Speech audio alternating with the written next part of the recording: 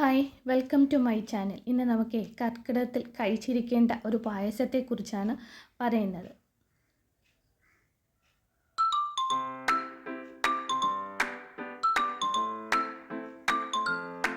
അപ്പോൾ നമുക്കത് എങ്ങനെ ഉണ്ടാക്കുന്നതെന്ന് നോക്കാം. അതിന് വേണ്ടി ഞാനിവിടെ 1 ഗ്ലാസ് ഞവര അരിയാണ് എടുത്തിട്ടുള്ളത്. ഞവര അരി എന്ന് പറയുന്നത് ഒത്തിരി ഗുണങ്ങളുള്ള ഒരു അരിയാണ്.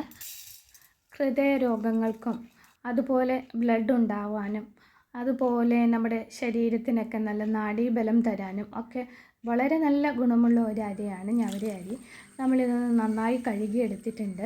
അതിലേക്ക് നമ്മൾ 1 ഗ്ലാസ് വെള്ളവും കൂടെ ഒഴിച്ച് കൊടുത്തിട്ട് കുതിർന്ന് കിട്ടാൻ വേണ്ടിയിട്ട് നമ്മൾ അരമണിക്കൂർ വെള്ളത്തിലിട്ട് വെച്ചിരുന്ന അരിയാണിത്. അതൊന്ന് കഴുകിയെടുക്കാം. അതിൻ്റെ വെള്ളമെല്ലാം കളഞ്ഞിട്ട് ഒരു മിക്സിയുടെ ജാറിലിട്ട് നമുക്ക് ജസ്റ്റ് ഒന്ന് പൊടിച്ചെടുത്താൽ മതി. ഒന്ന് പൊടിച്ചെടുക്കുക. ഇനി ഒരു കുക്കർ അടുപ്പത്ത് വെച്ചിട്ടുണ്ട്. അതിലേക്ക് നമ്മൾ 1 ടേബിൾ സ്പൂൺ നെയ്യ് ഒഴിച്ച് കൊടുക്കാം. ആ നെയ്യിലേക്ക് നമ്മൾ പൊടിച്ച് വെച്ചിരിക്കുന്ന ഞവര അരി കൂടെ ചേർത്ത് കൊടുക്കാം. എല്ലാം കൂടെ ഒന്ന് വഴറ്റിയെടുക്കാം. ഇനി ഇതിലേക്ക് നമ്മൾ എടുത്ത് വെച്ചിരിക്കുന്നത് തേങ്ങാപ്പാലാണ്. തേങ്ങയുടെ രണ്ടാം പാൽ 1 കപ്പ് ഒഴിച്ച് കൊടുത്തിട്ടുണ്ട്. അതിൻ്റെ കൂടെ തന്നെ 2 കപ്പ് വെള്ളവും കൂടെ ചേർത്ത് കൊടുത്തിട്ടുണ്ട്. ഒരു പിഞ്ച് ഉപ്പ് കൂടെ അതിൻ്റെ കൂടെ നമ്മൾ ചേർത്ത് കൊടുക്കുന്നുണ്ട്. പിന്നെ ഇതിലേക്ക് നമ്മൾ ചേർക്കുന്നത് 1 കപ്പ് പൊടിച്ച ശർക്കരയാണ്.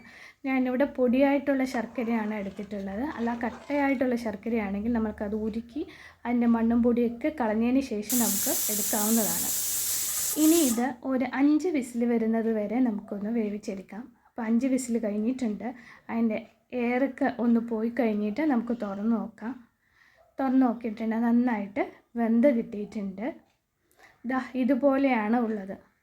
ഇനി നമ്മൾ ഇതിലേക്ക് ഒരു 3-4 ഏലക്ക ഒന്ന് പൊടിച്ചത് ഇട്ട് കൊടുക്കുന്നുണ്ട്. അതുകൂടെ ചേർത്ത് കൊടുത്തിട്ട് ഇനി നമ്മളിതിലേക്ക് നമ്മൾ എടുത്ത് വെച്ചിരിക്കുന്ന 1-ാം പാലാണ്.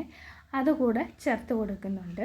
അതും കൂടെ ചേർത്തിട്ട് നന്നായിട്ടൊന്ന് മിക്സാക്കി എടുക്കാം. ഇപ്പം നമ്മൾ അടുപ്പ് ഓണാക്കി കൊടുത്തിട്ടുണ്ട്.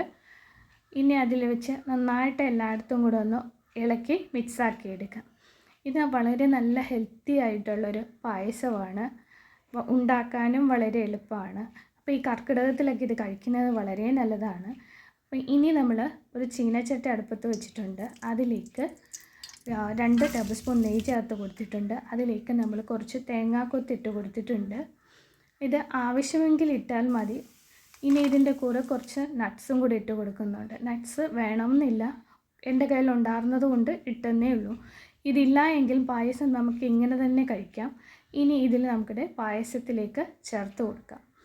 അപ്പം വളരെ ടേസ്റ്റും അതുപോലെ ഒരുപാട് ഗുണങ്ങളും കർക്കിടകത്തിൽ കഴിക്കാൻ പറ്റിയ നല്ലൊരു മധുരവുമാണ് ഈ ഞവരയരി പായസം. അപ്പോൾ എല്ലാവരും ഈ ഞവരയരി പായസം ഒന്ന് ഉണ്ടാക്കി നോക്കണം.